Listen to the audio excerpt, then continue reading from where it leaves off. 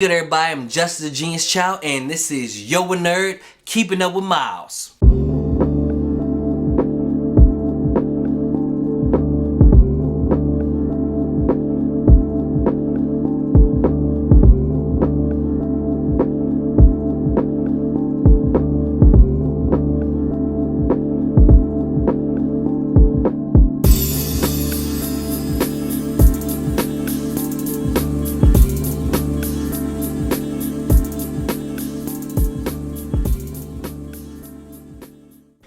Alright, so Miles Morales is a real popular character right now. Real popular. His popularity has shot through the roof since Spider-Verse. So I've decided to keep you niggas up to date on Miles, cause I know you niggas don't read comics. So I'ma keep y'all niggas that don't up to date on what's going on with Miles. But we're gonna do a little backstory so I can get y'all caught up on what's going on with Miles right now. Don't you love a good origin story?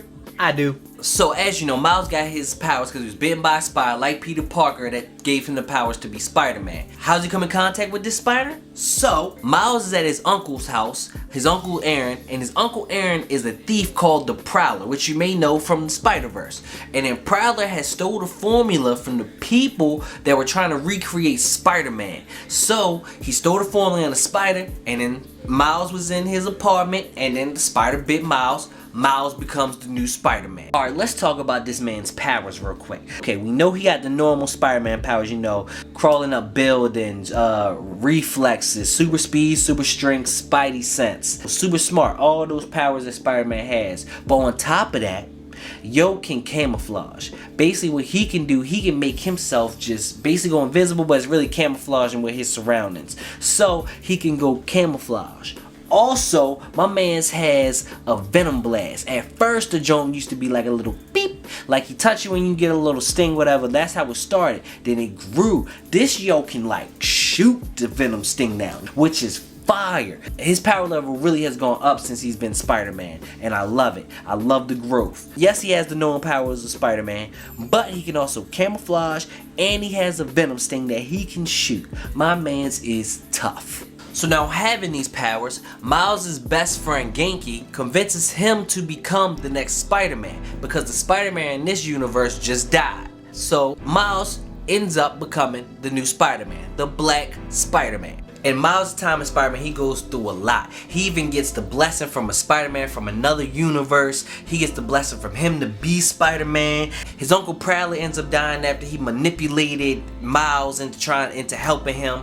And also, his mom also ends up dying. Like, yo just goes through it all. And then his dad ends up finding out that he's Miles, also blames him starts blaming him a little bit for his mom dying. His dad also ends up working with Shield, like a whole bunch has happened. Then Miles quits being Spider-Man for a whole year, then comes back to being Spider-Man. He fights with the Avengers, he fights with Shield. Yo fall alongside the greatest heroes ever. Yo done been through it. Yo legit Spider-Man at this point. If you won't catch up, I'm giving y'all the whole read list in the description. So please check out the read list. A whole bunch of stuff happens to Miles. Then you get to Secret Wars. Now Secret Wars really brings us to where we are now. So in Secret Wars, it was a big Marvel event, okay? So during that Marvel event, worlds collided and like made like a new universe and all that, right? So Miles ends up going to this whole new universe that's a lot like his, right? So then in this universe, his mom's is back and his uncle is also back, right? So Miles just continues his life in this whole new universe, and there's another Peter Parker also in this universe. So Spider-Man, there's two Spider-Mans in this universe. So Peter Parker Spider-Man, he takes on more global stuff, right? So he takes on the big stuff, while Miles takes on New York. He's the Spider-Man of New York, you know, friendly neighborhood Spider-Man Miles, you feel me? So Miles is taking over New York, and that's where we lead to where Miles is right now. Now that I've caught you all the way up on Miles, let me tell y'all what's going on right now, because it's big. It's big. So right now, Miles had gotten captured, right? He had gotten captured by this group that was testing his powers and all that. They was basically torturing him and all that, just seeing what he could do, pushing his buttons and all that, right? So then he gets away from that. So now Miles returns home. right? At Miles' house, he is attacked by a clone of himself, right? Him and this clone go at it. They do a real good fight. They go at it, right? So then he gets captured by the clone. Yo wakes up. Him and his uncle have been captured, right?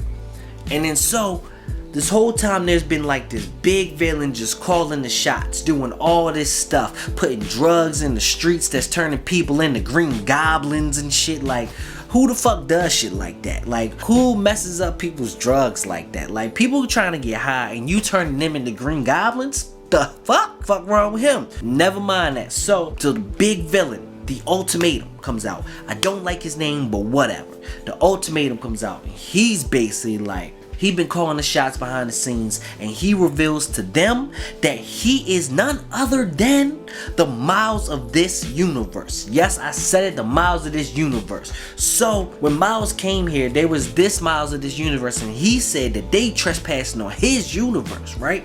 So Ultimatum got a whole machine that he ready to use to send Miles and his whole family back to wherever they came from. He just trying to send them gone. So he's back to being the Miles of this universe. While he's telling his evil master plan, like always, Prowler helps Miles escape, and they end up having to, you know, fight their way through. And then Miles has to fight his clone, which then you learn the clone can't sustain long, as clones normally do. So Miles punishes this clone. Then him and Prowler getting chased by a whole gang of goblins. Like, it's a whole gang of mutated goblins. They people, but they all turned into goblins and all that, right? Goblins are running rampant. Also, Ultimatum has sent people to get Miles's parents, and then Miles's father done took down these people with quickness. Miles's father is really nice for real. Yo, it's tough. He could get his own comic for real. But so then you also got cameos from Captain America, you feel me? He's in on this trying to help out. So basically this comic just turns into one big ass final battle scene, right? You get Starling that comes in,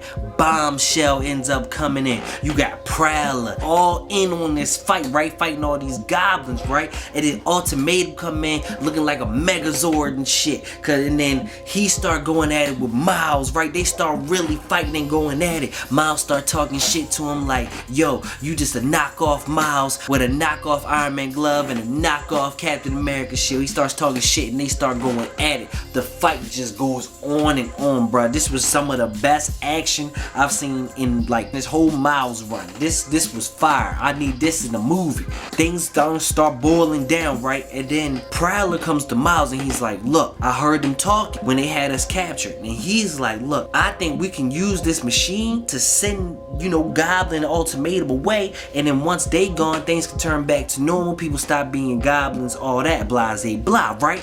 And then Miles is like, how? Using my suit, we can make the machine work and send them away. But he has to sacrifice his life. So Prowler ends up sacrificing his life so that they could survive, and then everything goes back to normal. But Prowler's done. Prowler's dead. And you know, Spider-Man takes that to the heart. And then so, at the end of this comic, Spider-Man doesn't know if he wants to be Spider-Man anymore. He may quit again. And that's how this ends. That's how this saga of Spider-Man ends. So, couple things I love about the new run of Spider-Man that's been going on right now with Miles is like they really dig into his character and his life. Like you really see him, really like the old Peter Parkers, they really dig into his character, you know, him and Genki, his friendship with him, who, if you didn't know, Spider-Man in the Marvel movies, his best friend is actually inspired by Genki from the Miles Morales comic books. So it really goes into Miles' relationship with Genki, him having a little sister, like him and his family dynamic, and this comic really just goes into it as a whole. It reminds me of, you know, what they did with Peter Parker when they went into his. So it really dives into Miles' life, and I hope they continue that, and I'll be keeping y'all updated on that. He's a real strong character that I think really that can stand alone and be, in the future, be one big popular hero. So what happens next? Here's what I think. So going forward with Miles, like he's deciding if he wants to continue being Spider-Man or not. And so this is what I think he should do. Me, myself, I'm a real fan of Miles, and I like his character, and I think Miles can stand on his own. I don't think he has to live in the shadow of Spider-Man. So I think what he should do is he should stop being Spider-Man altogether, and become the Prowler. Like, he should take on his uncle's legacy, since his uncle became a hero in the end, and then continue his legacy as the Prowler instead of continue Peter Parker's legacy, because there's already a Spider-Man. So I want Miles Morales to do his own thing, become the Prowler, get a new suit, you feel me? And then, you know, be his own hero in New York. Be Miles Morales, the Prowler, instead of living in Spider-Man's shadow. That's what I want Miles to do. I don't know what they will do, but we will see. And I will be keeping y'all up on it with Miles. So I will be back every time Miles has a new comic. I will be back. Keeping up with Miles, y'all.